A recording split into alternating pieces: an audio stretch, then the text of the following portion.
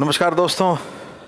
Solar की maintenance किस प्रकार से होती है, सोलर की मेंटेनेंस के लिए किस किस चीज़ की ज़रूरत होती है, सोलर को मेंटेन रखने के लिए, ज़्यादा से ज़्यादा यूनिट का जनरेशन करने के लिए हमें क्या सावधानियों की रखने की ज़रूरत होती है, और क्या सोलर बहुत ज़्यादा डस्टी हो और उसके ऊपर धूल जमी हो तो क्या सोलर हमारा बिजली प्रोड्यूस करेगा, क्या वो सोलर यूनिट बनाएगा, और उस धूल को हटाने के लिए हम किस किस टाइप की इक्विपमेंट को, ऑटोमेटिक मशीनरी को यूज़ करके और हम वो डस्ट को हटा सकते हैं, या बर्ड ड्रॉपिंग जो होती है सोलर के ऊपर उसको हम कैसे साफ कर सकते हैं। दोस्तों, मेंटेनेंस के ऊपर एक से एक बारीक चीज़ों के बारे में आज इस वीडियो में आपको पता लगने वाला है। तो मेरी सभी से रिक्वेस्ट है, ज़्यादा से ज़्यादा इस वीडियो को शेयर करें, सब्सक्राइब करें और लाइक करें, ताकि जो हमारे महंगे पैनल जो हमारी छतों पर लगे हुए हैं, जिसका जो पर्पज़ है, जिससे हमें बिजली बनाकर हमें DHVBN को, UHVBN को और सरकार को देनी है, हमारे बिजली विभाग को देनी है, उससे हमें ज़्यादा से ज़्यादा बिजली हम बना पाएँ, उसकी मेंटेनेंस को रख पाएँ। तो आइए दोस्तों, हमारा वीडियो लास्ट तक आप देखिएगा और इसको ज़्यादा से ज़्यादा लाइक करें, सब्सक्राइब करें। मैं आपका दोस्त इंजीनियर विकास अग्रवाल आपका फिर से स्वागत करता हूं हमारे लाइनेक्स यूट्यूब सोलर चैनल पर। आइए हम देखते हैं किस प्रकार से हम सोलर को क्लीन रख सकते हैं। सोलर क्लीनिंग की सारी जानकारी इस वीडियो में कवर रहेंगी, तो आप अंत तक बने रहें। देखिए दोस्तों, सोलर क्लीनिंग के ऊपर पूरा वीडियो हमारा रहेगा आज का। देखिए दोस्तों, ये पूरी लेयर, क्योंकि आपको पता है आपका सोलर छत पर लगा है और छत पर भी खुले आसमान के नीचे लगा है, वहाँ बहुत ज़्यादा डस्ट भी हो सकती है, बहुत ज़्यादा धूल भी हो सकती है, और पोल्यूटेड जब एनवायरनमेंट होता है तो हम जाकर कई बार देखते हैं तो दोस्तों इतनी ज़्यादा लेयर, डस्ट की लेयर हमारे पैनल पर जम जाती है। वो कई बार हमारे व्यूवर्स का और हमारे जो यूजर्स हैं जो सोलर के हैं, उनका ये सवाल आता है कि क्या ये डस्ट हमारी एफिशिएंसी को कम करती है। जी हाँ दोस्तों, 100% ये डस्ट जो है आपकी एफिशिएंसी को करीब करीब 40% तक नीचे लेके आ सकती है। अगर एक सोलर आपका 10 यूनिट डेली बना रहा है, मान लो वो 2 किलोवाट का सोलर है और वो ऑन ग्रिड सिस्टम है, 10 यूनिट डेली बना रहा है, अगर वहाँ धूल जम गई है, कितने भी अच्छे मोनोपर क्वालिटी के, कितने भी बाईफेशियल और कितने भी 1/3 का हाफ कट पैनल आप यूज़ कर लें, अगर उसकी मेंटेनेंस आपने नहीं की तो दोस्तों उसकी जो एफिशिएंसी है वो 40% तक डाउन आ सकती है, जिसकी वजह से आपकी यूनिट जो है, जो 10 बननी चाहिए थी, वो 6 यूनिट या 5 यूनिट बनकर रह जाएंगी। और आप सोलर वेंडर के पास जाएंगे या कंपनी के पास जाएंगे और आप उनको ब्लेम करेंगे, जबकि वो कसूर जो है वो हमारे कस्टमर का होता है और हमारा खुद का होता है, क्योंकि हमने उसकी सफाई नहीं की। देखिए दोस्तों, कई बार आप देख पा रहे हैं जब हमारे सोलर के पास कोई पेड़ है या वहाँ बहुत ज़्यादा पक्षी आते हैं, तो आप देख रहे हैं कि कितनी ज़्यादा बर्ड ड्रॉपिंग हमारे पैनल्स के ऊपर है, और ये बहुत ज़्यादा पैनल्स के ऊपर जमने के बाद ये बहुत ज़्यादा हार्मफुल होती है और पैनल के ऊपर हॉट स्पॉट, ब्लैक स्पॉट आप कई बार देखते हैं, वो बना देती है, जिसकी वजह से बहुत सी कंपनियां हमें वारंटी देने से भी मना कर देती हैं। ये देखिए दोस्तों, हॉट स्पॉट आपको दिखाई दे रही है, ये पैनल के ऊपर डस्ट जमी है। ये हॉट स्पॉट जो है ये पैनल को बहुत ज़्यादा नुकसान पहुंचाता है, पैनल की एफिशिएंसी को बिल्कुल कम कर देता है। ये हॉटस्पॉट बनता कैसे है? जब हमारे पैनल के ऊपर कुछ पोर्शन के ऊपर लगातार डस्ट की लेयर जब जमा रहती है, पूरे पैनल के ऊपर जब हमारी सनरेज पड़ती हैं और उस पर्टिकुलर एरिया के ऊपर जब हमारी डस्ट जो जमा है उसके ऊपर सनरेज नहीं पड़ती, तो पैनल जब हीट होता है तो वो एरिया पर्टिकुलर जो है वो ज़्यादा ओवर हीट होने के कारण ये हॉटस्पॉट बना देता है। और मैक्सिमम कंपनियाँ, एफिशिएंसी तो हमारी कम होगी, हमें वारंटी लेने में भी इसमें दिक्कत आएगी दोस्तों। ये देखिए हॉटस्पॉट, ये हमारे पैनल पर बने हुए हैं। अब वॉशिंग के क्या क्या तरीके हैं, हम सोलर पैनल को कैसे क्लीन कर सकते हैं। कई बार हमारे जो यूजर्स हैं सोलर पैनल जिन्होंने लगा रखा है और जो हमारे सब्सक्राइबर भी हैं और हमारे चैनल के व्यूवर हैं, उनका ये सवाल आता है, क्या हम हमारे ओपन जो सोलर पैनल हमारे छतों पर लगे हुए हैं, हम उनको वॉशिंग जब हम करेंगे क्या हमें कोई करंट लगने का भी खतरा है। दोस्तों, कभी भी आपको कोई भी करंट नहीं लगने वाला सोलर पैनल के ऊपर। आप किसी भी तरीके से सोलर पैनल की वॉशिंग कर सकते हैं। अगर आपकी अर्थिंग सारी पर्टिकुलर की गई है और वायरिंग को पूरे तरीके से कवर किया गया है तो आपको किसी भी टाइप का कोई भी करंट नहीं लगने वाला। अब देख पा रहे हैं दोस्तों वीडियो के अंदर, ये दो टाइप की वॉशिंग है।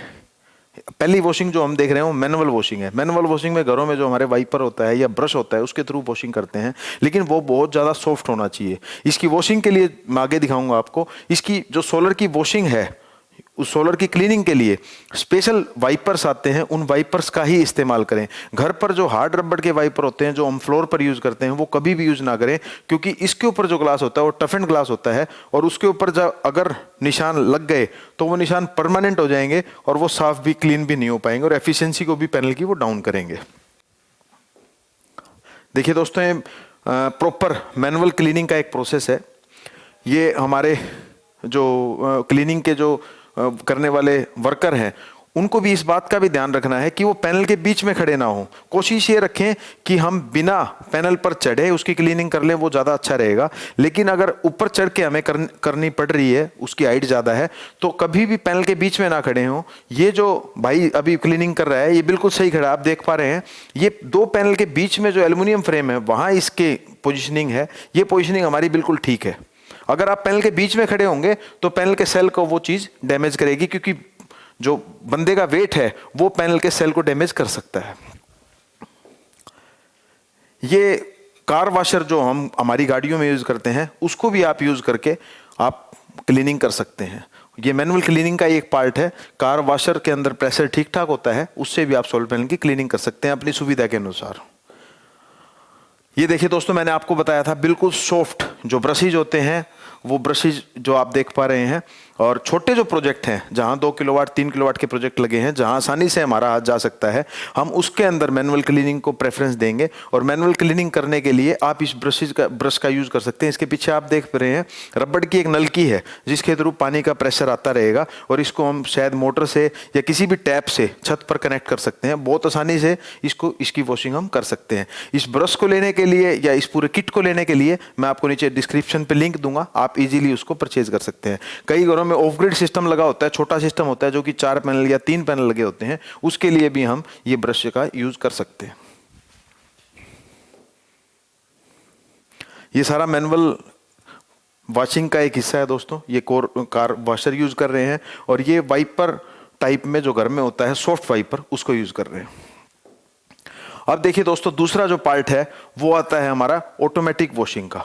ऑटोमेटिक वॉशिंग के अंदर आप स्प्रिंकलर्स को यूज कर सकते हैं। स्प्रिंकलर्स ये एक छोटे स्प्रिंकलर हैं जो खेतों में सिंचाई के टाइम भी स्प्रिंकलर का नाम आपने सुना होगा, लेकिन ये छोटे स्प्रिंकलर हैं जो छत पर पीवीसी पाइप के थ्रू इजीली फिट होकर आपके पैनल के हर एक कोने पर जाकर इसकी फ्रेमिंग के थ्रू ये फिट हो सकते हैं। इसकी एसेसरी आपको दिखाई गई है, ये स्टील की कुछ एसेसरी है, नट बोल्ट है, ये टी है प्लास्टिक की पीवीसी की, इसके साथ ये स्प्रिंकलर है। ये बहुत अच्छा प्रेशर क्रिएट करता है और पैनल की ऑटोमेटिक वॉशिंग करता है। ऑटोमेटिक वॉशिंग हम क्यों प्रेफर करते हैं? ऑटोमेटिक वॉशिंग के अंदर जो है पानी की वेस्टेज कम होती है, हमें मैन पावर यूज नहीं करनी पड़ती और उसके अलावा हमें कोई खतरा भी नहीं है। ऑटोमेटिक वॉशिंग को आप आगे मैं दिखाऊंगा, टाइमर के साथ कनेक्ट करके आप ऑटोमेटिक वॉशिंग को यूज कर सकते हैं बहुत आसानी से। देखिए दोस्तों, किस तरीके से ये काम करता है ऑटोमेटिक वॉशिंग जो है। ये पीवीसी पाइप के साथ कनेक्ट है, पूरे तरीके से नीचे तक प्रेशर दे पा रहा है। ये इसके एसेसरीज हैं। ये ऑटोमेटिक वॉशिंग का जो स्प्रिंकलर है उसके साइज दिए गए हैं। ये यहाँ क्लैंप के थ्रू टाइट हो जाता है। ये क्लैंप दिखाई गई है, यू क्लैंप है। ये बहुत अच्छे से टाइट हो सकता है ताकि बंदर या कोई पक्षी इसको हिला नहीं सकता। छत के ऊपर पैनल के कोने पर ये टाइट है, बीच में कहीं भी टाइट नहीं है, क्योंकि अगर बीच में इसको टाइट कर दिया गया, पैनल के फेसिंग के ऊपर अगर इसको टाइट कर दिया गया तो ये पैनल की एफिशिएंसी को डाउन लेके आ जाएगा, क्योंकि उस एरिया में शेडो आ जाएगी। ये देखिए आप एल्युमिनियम फ्रेम के साथ साथ जो पैनल का है उसके साथ इसको टाइट किया गया है, आप देख पा रहे हैं पीवीसी पाइप के थ्रू। देखिए इसका प्रेशर आप देख पा रहे हैं, बहुत अच्छा प्रेशर है पानी का। अब ये पानी का प्रेशर कैसे आया? पानी का प्रेशर लाने के लिए हम वहाँ मोटर का इस्तेमाल कर सकते हैं। ये समर्सिबल पंप है जो कि हम हमारी जो टैंक है, प्लास्टिक का टैंक है या आरसीसी का टैंक है, उसके अंदर हम समर्सिबल पंप को डाल के इस प्रेशर को क्रिएट कर सकते हैं। ये समर्सिबल पंप प्रोजेक्ट के हिसाब से डिज़ाइन होता है। अगर आपका प्रोजेक्ट ज़्यादा बड़ा है तो 3 HP का पंप हम प्रेफर करते हैं। मान लो 100 किलोवाट से ऊपर का प्रोजेक्ट है तो। अगर 50 किलोवाट का प्रोजेक्ट है तो हम 2 HP का पंप प्रेफर करते हैं। अगर 10 किलोवाट का 5 किलोवाट का सिस्टम है तो उसमें हम 1 HP का सोलर पंप को प्रेफर करते हैं। अब आप देख पा रहे हैं दोस्तों, ये हमारा जो है टाइमर है जो मोटर के साथ कनेक्ट हो जाता है। टाइमर आप समझ सकते हैं कि हम सोलर की जो वॉशिंग है, सोलर पैनल की जो वॉशिंग है, वो हम जनरली प्रेफर करते हैं कि सुबह हो, सुबह के टाइम हो या शाम के टाइम हो, क्योंकि दिन के टाइम में क्या होता है, पैनल बहुत ज़्यादा हीट होते हैं। अगर हीटिंग टाइम पे हमने सोलर की वॉशिंग कर दी तो उसके अंदर क्रैक्स आने के, जो उसका ग्लास है वो क्रैक होने का खतरा रहता है। तो टाइमर को हम इस तरीके से एडजस्ट कर सकते हैं, मैं अगली वीडियो में आपको दिखाऊंगा। टाइमर्स को हम इस तरीके से एडजस्ट कर सकते हैं कि सुबह 6 से लेके मान लो 6:05 तक उस टाइमर ने चलना है। वो 6:05 तक चलने के बाद ऑटोमेटिक बंद हो जाएगा। आपको मैन पावर की जरूरत नहीं पड़ेगी, आपको अपनी छत पर जाकर उसे ऑन करने की जरूरत नहीं पड़ेगी, आप उसका टाइम करके सेट छोड़ सकते हैं। तो दोस्तों आज का वीडियो में इतना ही। आपको मैंने मैनुअल वॉशिंग दिखाई, ऑटोमेटिक स्प्रिंकलर वॉशिंग दिखाई। आप ऑटोमेटिक स्प्रिंकलर वॉशिंग को वहीं प्रेफर कीजिएगा जहां आपने बड़े प्रोजेक्ट लगाए हैं या शेड पर लगाए हैं, जहां की मैन पावर को जाना पॉसिबल नहीं है। और घरों में भी अगर आपने 10 किलोवाट तक के सिस्टम लगाए हैं तो ऑटोमेटिक स्प्रिंकलर वॉशिंग आप जरूर प्रेफर कीजिए, क्योंकि जो बर्ड ड्रॉपिंग होती है, बर्ड ड्रॉपिंग जो है वो इजीली ऑटोमेटिक स्प्रिंकलर वॉशिंग खत्म कर देती है। क्योंकि हम मैनुअल वॉशिंग तो बहुत ज़्यादा लोग आलस कर जाते हैं, 10 से 15 दिन में उसको मैनुअल वॉशिंग करेंगे, जिससे हमारी एफिशिएंसी डाउन आ जाती है। अगर आप ऑटोमेटिक स्प्रिंकलर वॉशिंग करेंगे तो वो हर अल्टरनेट डेज पर आप कर सकते हैं, पानी को भी बचा सकते हैं और अपने पैनल को भी साफ रख सकते हैं। और जो बर्ड ड्रॉपिंग है वो ऑटोमेटिक स्प्रिंकलर जो है वो बर्ड ड्रॉपिंग आपकी बिल्कुल भी उसके ऊपर डिपॉजिट नहीं होने देंगे और आपको किसी भी मैन पावर की जरूरत नहीं पड़ेगी। और आप टाइमर के साथ कनेक्ट करके इस मोटर को, स्प्रिंकलर को और टाइमर को, तीनों चीजों को कनेक्ट करके आप अपने पैनल को टाइमली वॉश कर सकते हैं। इन सारी चीजों को परचेज करने के लिए, इन सारी चीज़ों के बारे में जानने के लिए मैं डिस्क्रिप्शन में लिंक दूंगा दोस्तों। आप बहुत आसानी से इन चीज़ों को बहुत कम रेट पर परचेज कर सकते हैं।